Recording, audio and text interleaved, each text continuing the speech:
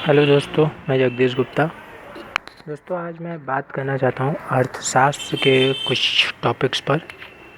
But मैं यहाँ अर्थशास्त्र नहीं पढ़ाने वाला हूँ। मैं बात करने वाला हूँ सामाजिक कुछ बुराइयों की, जो अर्थशास्त्र के नियमों का गलत इस्तेमाल करते हैं। आपको मैं एक चीज़ बताना चाहूँगा। आजकल आप लोग अक्सर देखते हो, कुछ चीज़ें अचानक से एकदम से आसमान छूने लगती हैं। कुछ चीज़ों के दाम जैसे कि लगता है कि उन चीज़ों की शॉर्टेज हो गई है या वो चीज़ें एकदम से ख़त्म हो गई हैं। बट क्या है इसके पीछे का रीज़न? इसके लिए मैं एक छोटा सा स्टोरी आपको सुनाऊंगा, जो कि मैं हर बार करता हूं, ताकि मैं स्टोरी के थ्रू आपको आसानी से समझा सकूं। बहुत समय पहले एक सुनार था। एक गांव में इकलौता सुनार था। उसके पास खूब सारा सोना था। वो गांव वालों को बेचता भी था और बहुत ही सस्ते दामों में बिकते थे। सुनार तंग आ गया, क्योंकि उसे आमदनी कुछ नहीं होती थी। बाहर से सोना लेकर आता, वो बनाता और बनाने के बाद बेचता, तो भी उसे आमदनी कुछ नहीं होती। तो एक बार एक साधु महात्मा आए। उससे उन्होंने कहा कि साधु महाराज से वो पूछता है कि महाराज, कोई ऐसा उपाय बताइए कि मेरा भला हो सके, मुझे फ़ायदा हो सके, प्रॉफिट हो सके। तो साधु महाराज ने कहा कि बच्चा, मैं तुझे ये नहीं बता सकता कि फ़ायदा कैसे होगा, लेकिन तू कुछ एक चीज़ अगर पूछेगा तो मैं उसका सवाल का जवाब दे सकता हूँ। उसने कहा ठीक है, अच्छा, अगर आप सवाल का जवाब दे सकते हैं तो मुझे बस इतना ही बताइए कि किसी चीज़ का दाम अधिक करने के लिए करना क्या चाहिए। उसने डायरेक्ट कॉन्सेप्ट पूछ लिया कि दाम अगर अधिक करना है किसी चीज़ का तो वो कैसे होगा। अब साधु ने कहा कि अगर किसी चीज़ का दाम अधिक करना है तो बच्चा, इसका मैं एक ही लाइन में उत्तर दूंगा कि जो चीज़ दुनिया में जितनी कम होती है उसका दाम उतना ही अधिक होता है। बस इतना ही बताया साधु ने, और उसके बाद उसे वापस भेज दिया।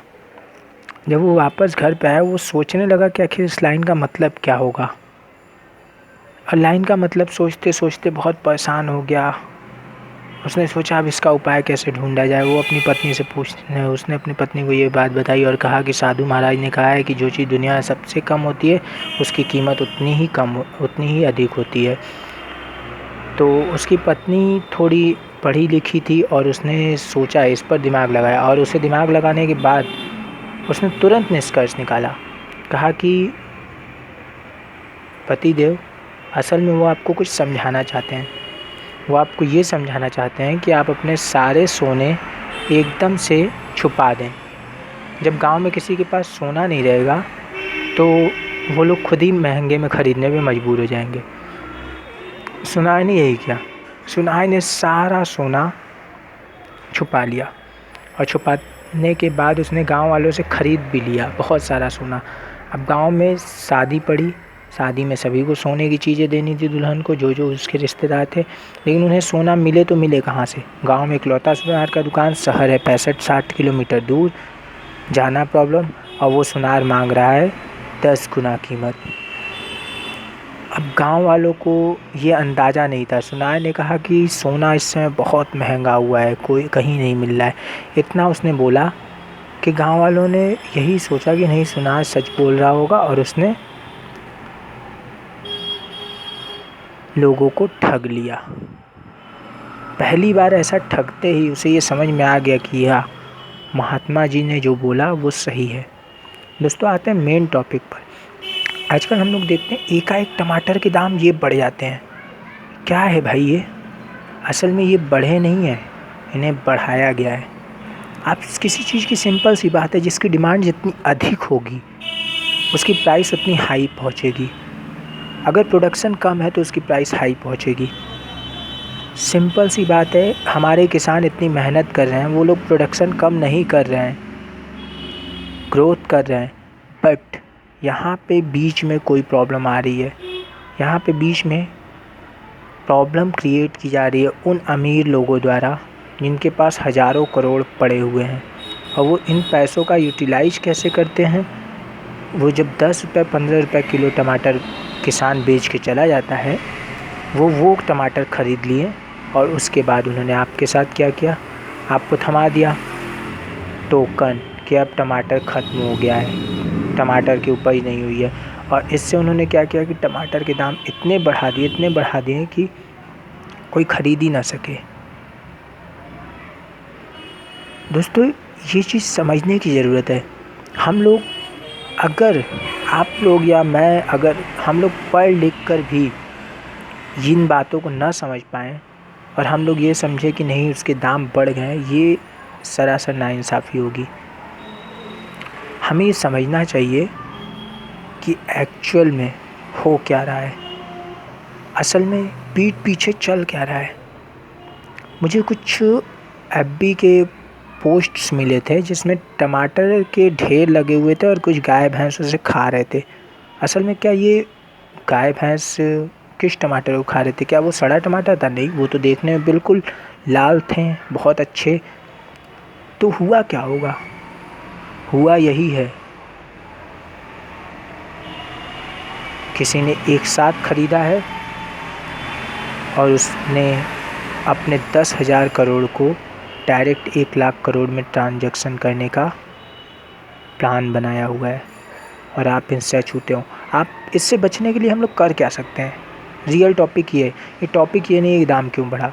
दाम तो बढ़ा कैसे, वो तो सबको समझ में आ गया है कि स्टोरेज किसी ने कर लिया है। किसी ने क्या, बहुत लोगों ने स्टोरेज कर लिया और धीरे धीरे उसे निकाल रहे हैं। अगर टमाटर की इतनी ही शॉर्टेज है तो ये डेली का डेली सब्जी वालों के पास आ कहाँ से रहा है? कहीं से तो आ रहा होगा, और जहाँ से भी आ रहा है किसान तो बेच नहीं रहे, तो ये आ कहाँ से रहा है? उनके पास से आ रहा है जो कि इन्हें स्टोर करके रखे हुए हैं, और इसे आप लोगों को समझना चाहिए। अब आते हैं मेन टॉपिक पर कि इसके उपाय क्या हैं, कैसे इनसे बचा जाए। सबसे पहली बात, मैं जानता हूँ कि आप सभी लोग मेरी बात मानोगे नहीं, लेकिन फिर भी मेरा हक है, मेरी अभिव्यक्ति की आज़ादी है। 19(1) कहता है संविधान का कि मुझे बोलने का हक है। और मैं ये बताना चाहूँगा कि अगर किसी चीज़ के दाम 10 गुना ज़्यादा बढ़ जाते हैं, 5 गुना ज़्यादा बढ़ जाते हैं, या फिर 3 गुना ज़्यादा भी बढ़ जाते हैं, तो आपको उसका पूर्णतया बहिष्कार, यानी पूरी तरह से उसे नकार देना चाहिए, इग्नोर कर देना चाहिए, उस चीज़ को लेना ही नहीं चाहिए। अच्छा ये बता दीजिए, क्या आप में से कोई भी टमाटर अगर नहीं खाएगा तो क्या मर जाएगा? नहीं, ऐसा नहीं होगा। तो फिर आप लोग 1 महीने के लिए पूरी इंडिया से मैं रिक्वेस्ट करना चाहूँगा, पूरे भारत से, कि आप टमाटर को ख़रीदना ही बंद कर दें।